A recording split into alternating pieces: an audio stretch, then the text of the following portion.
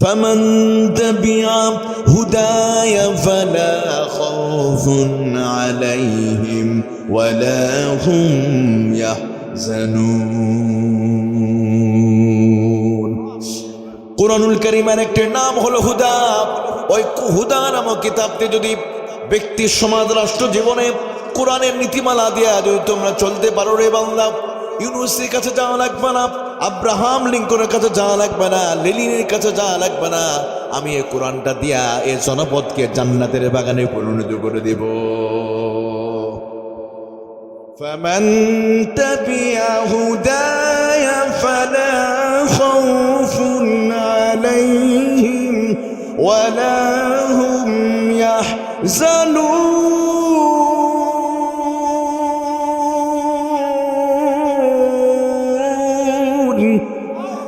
আল্লাহ রাব্বুল আলামিন বলে কোনো ভয় থাকবে না, ওই জনপদে মানুষগুলো নিরাপদে বসবাস করবে, এমনকি প্রাণীদের ভিতরে ইনসাফ কায়েম হয়ে যাবে। আরে বর্তমান বাংলাদেশে কুত্তা বিড়ালের ভিতরে যে শান্তিটা আছে, ওই শান্তি বর্তমানে মানুষের ভিতরে না। আমার নবীজি ১,৫০০ বছর আগে যখন পৃথিবীতে তাশরীফ আনলেন, এই জনপদে পৃথিবীতে মানুষ ছিল, মনুষ্যত্ববোধ ছিল না। মানুষগুলো হাইওয়ান জানোয়ারে পরিণত হয়েছিল। এমন অভিশপ্ত মানুষকে আমার নবীজি পরিবর্তন করেছিলেন। নবীজির কোনো সেনাবাহিনী ছিল, কোনো পুলিশ ছিল না, র্যাপিড অ্যাকশন ব্যাটালিয়ন ছিল না। নবীর অস্ত্র ছিল সেটা ৩০ পারা কোরআন। একমাত্র অস্ত্র কোরআন দিয়ে ওই ঘুণধর সমাজকে আমার নবীজি পরিবর্তন করেছে। অতএব বর্তমানে বাংলার ঘুণধর সমাজকে যদি পরিবর্তন করতে হয়, কোরআনে কোনো বিকল্প কোনো জীবন ব্যবস্থা আছে? কোরআনে বিকল্প কোনো কিছু নাই।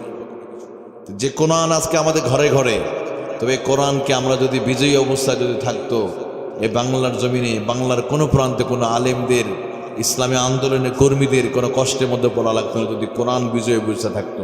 কোরআন আছে কিন্তু কোরআন বিজয়ী অবস্থা নাই।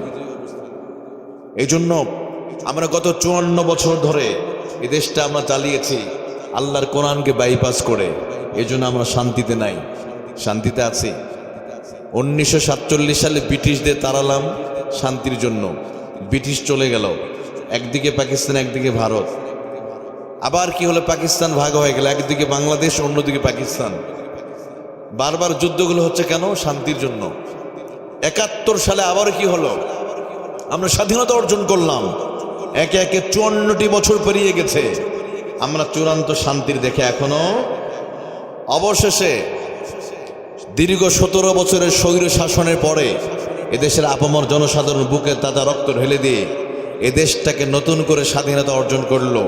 এমন একটা মানুষকে ক্ষমতায় বসালো যিনি নিজেও শান্তিতে নোবেল পাইছে। এবার আমরা ভাবলাম মনে হয় বাংলাদেশে শান্তি কায়েম হয়ে যাবে, কারণ তিনি তো শান্তিতে নোবেল পাইছে, তাই না? ডক্টর ইউনূস নোবেল পাইছে কিসে? শান্তিতে না অশান্তিতে? শান্তিতে। উনি কিছু ক্ষেত্রে সফল হয়েছে, আলহামদুলিল্লাহ বলেন। আবার অন্য দিক দিয়ে তিনি ব্যর্থ হয়ে গেছে, কিছু কিছু ক্ষেত্রে ব্যর্থ হয়েছে, কিছু ক্ষেত্রে সফল হয়েছে, এটা স্বীকার করতে হবে। তবে শান্তিতে নোবেল পাওয়া ব্যক্তিও এদেশে মানুষকে শান্তি দিতে।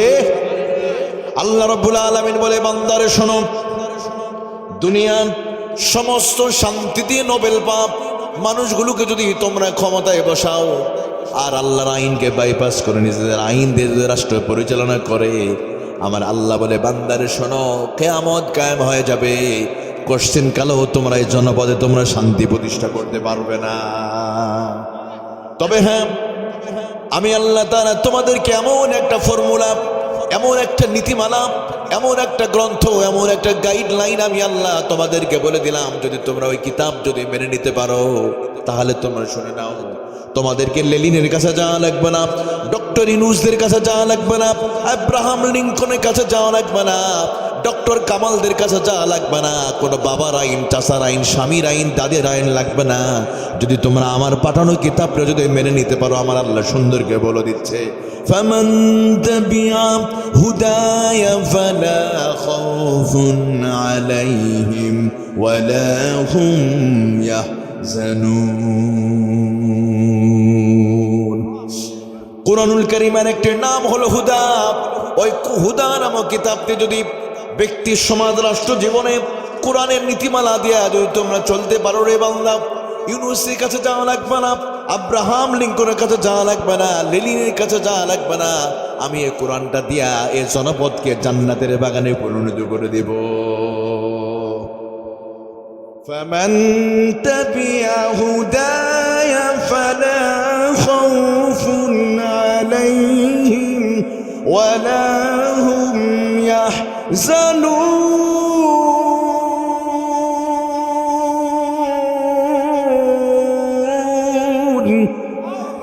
আল্লাহ রাব্বুল আলামিন বলে কোনো ভয় থাকবে না, ওই জনপদে মানুষগুলো নিরাপদে বসবাস করবে, এমনকি প্রাণীদের ভিতরে ইনসাফ কায়েম হয়ে যাবে। আরে বর্তমান বাংলাদেশে কুত্তা বিড়ালের ভিতরে যে শান্তিটা আছে, ওই শান্তি বর্তমানে মানুষের ভিতরে না। এই চাঁদপুর মতলবের ভিতরে একটা কুকুর কুকুরকে মার্ডার করে না, বিড়াল বিড়ালকে হত্যা করে না, মুরগি মুরগিকে হত্যা করে না, কিন্তু মানুষ মানুষকে জবাই করে টুকরো টুকরো করে ফেলে দেয়। কিন্তু কখনো শুনেছেন চাঁদপুরের পাশে চলে যান আপনি মেঘনা নদীতে, মেঘনা যমুনা নদীর অথয় জলরাশির নিচে কত মৎস্যগুলো মাছ আছে, দেখবেন মাছের মধ্যে কোনো মারামারি নাই, কোনো মাথা ফাটাফাটি নাই, আছে নাকি? মেঘনা নদীর মাছ যমুনা নদীর মাছের মাঝে কোনোদিন ঝগড়া হলো না। আকাশের দিকে যদি তাকাই, ওই আকাশে শান্তি আছে। চন্দ্র সূর্য কোনোদিন মারামারি করলো না, চন্দ্র সূর্যের মাঝে কোনো মারামারি নাই, হল দখল নাই, পিকেটিং নাই, কোনো হরতাল নাই, মারামারি নাই। তার মানে আকাশে শান্তি আছে, অথই জলরাশির নিচে ওই প্রাণীদের মাঝে শান্তি আছে, কুত্তা বিড়ালের ভিতরে শান্তি আছে। শান্তি কেবল নাই মানুষের ভিতরে। কারণ একটাই, শান্তির কিতাবটাকে আমরা বাইপাস করেছি। গত 54 বছর ধরে আমরা বাবার আইন চাচার আইন দেখলাম। এই জন্য আগামীতে আমাদেরকে পার্লামেন্টে কোরআনে আইন নিয়ে যেতে হবে। কথা ঠিক কিনা?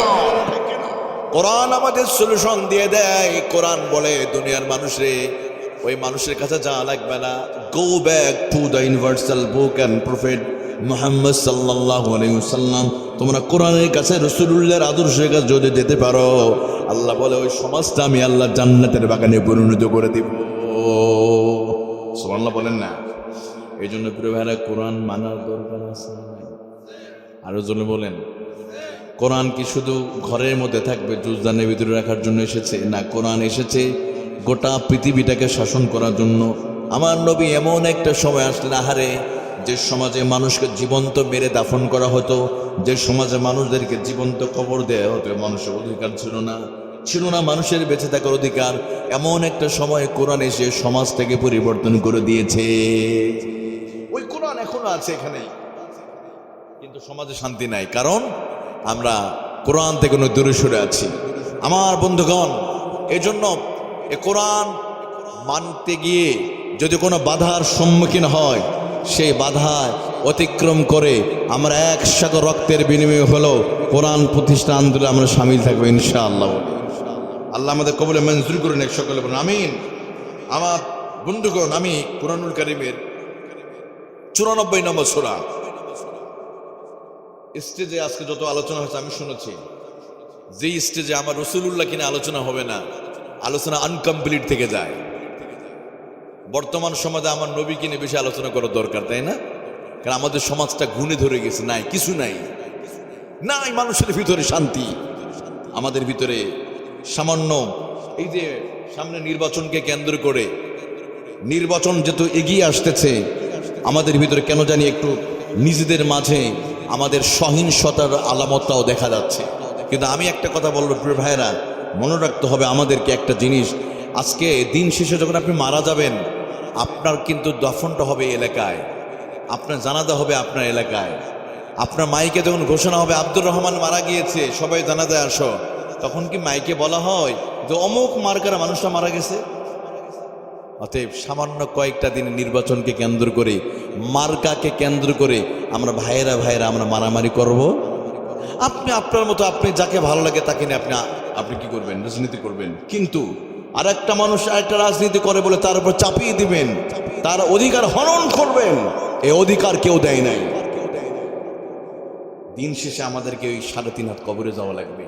আমি মাঝে মাঝে বুদ্ধিজীবী কবরস্থানের সামনে দিয়ে যেতে হয় আমাদেরকে, কারণ যখন ওইদিকে যাই, মানে বিশেষ করে ময়মনসিংহ ওইদিকে গেলে ওইদিকে যাওয়ার ওভারটেক করতে, এই যে বুদ্ধিজীবী কবরস্থানে কত বড় বড় লিডাররা শুয়ে আছে, যারা একসময় অহংকার দিত মিডিয়ার সামনে, আলেমদেরকে নিয়ে, ইসলামী আন্দোলনকে নিয়ে তারা বাজে কথা বলতো, অথচ এখন মাটির নিচে চুপ করে শুয়ে আছে।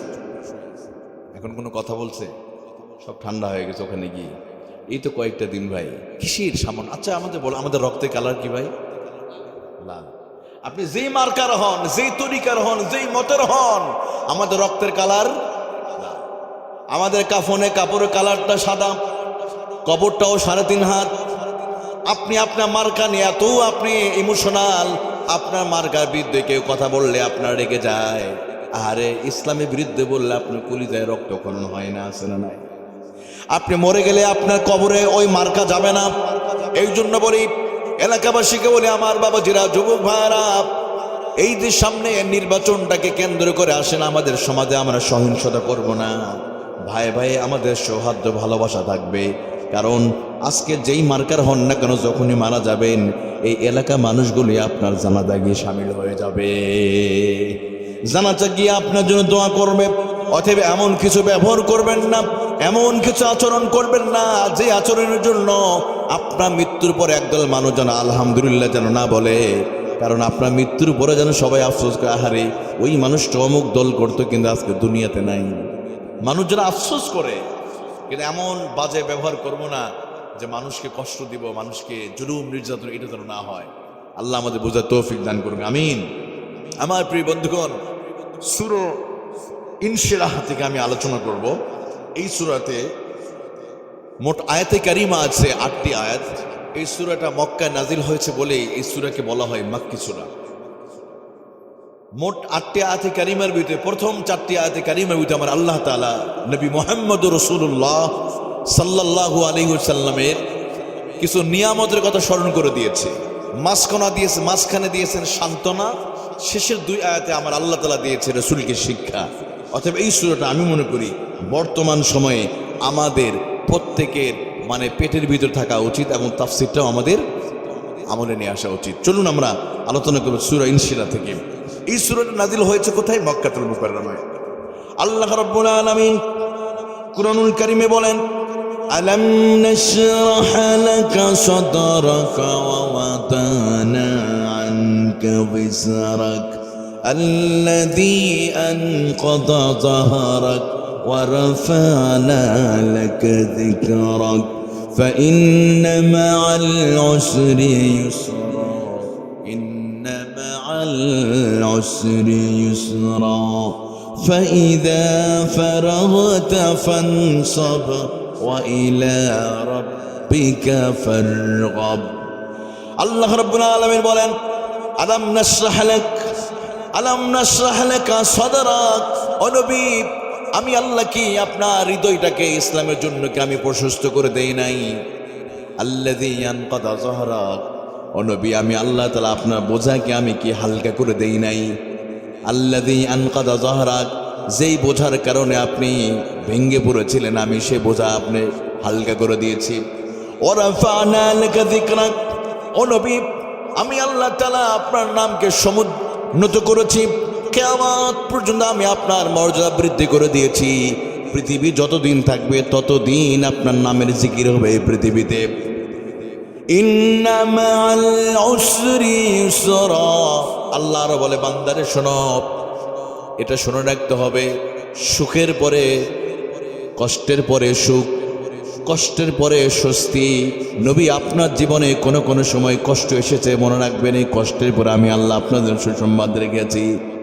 ফাইদা ফারাগতা ফানসাব ওয়া ইলা রাব্বিকা ফারগাব। অতএব আপনি ওই আল্লাহর জন্য ইবাদতে আপনি মশগুল হয়ে যান, অবসর পাইলেই আপনি আল্লাহ ইবাদতে মশগুল হয়ে যাবেন। ওয়া ইলা রাব্বিকা ফারগাব, আর আল্লাহর দিকে আপনি মনোনিবেশ করুন। এই হলো শাব্দিক অর্থ। এবার চলুন আমার বাবাজিরা ব্যাখ্যার দিকে চলে যায়। আমার আল্লাহ রাব্বুল আলামিন শুরুতেই জানালেন, আলাম নাশরাহ লাকা সাদরাকা ওয়া ওয়াদানা আনকা ওয়িজরাক। আল্লাহ তাআলা শুরুতে বলেন, নবী আমি আল্লাহ তাআলা আপনার হৃদয়টাকে ইসলামের জন্য, মানবতার কল্যাণের জন্য আমি আল্লাহ কি হৃদয়টাকে কে প্রশস্ত করে দেই নাই? আলাম নাশরাহ লাকা সাদরাক। তবে কোন কোন মুফাসসির বলেছে আমার রাসূলুল্লাহ সাল্লাল্লাহু আলাইহি সাল্লামের হৃদয়টাকে আল্লাহ ব্রড মাইন্ড করে দিয়েছে, হৃদয়টাকে আল্লাহ প্রশস্ত করে দিয়েছে। ইসলামের জন্য আমার রাসূলের হৃদয়টাকে প্রশস্ত করে দিয়েছে কে? আরো ধরে বলেন না, কে দিয়েছে ভাই? আল্লাহ বলেন শুধু তাই নয়, আলাম নাশরাহ লাকা সাদরাক, ও নবী আপনার হৃদয়টাকে আমি আল্লাহ খুলে দিলাম। শুধু ইসলামের জন্য নয়, শুধু মুসলমানদের জন্য নয়, तमाम পৃথিবীর মানুষের জন্য আপনার হৃদয়টাকে আমি প্রশস্ত করে দিলাম, হৃদয়টাকে আমি খুলে দিলাম। শুধু মুসলমানদের জন্য নয়, গোটা পৃথিবীতে যত মানুষ আছে, যত ধর্ম বর্ণ মানুষের সবার জন্য আপনার হৃদয়টাকে আমি কোমল করে দিলাম।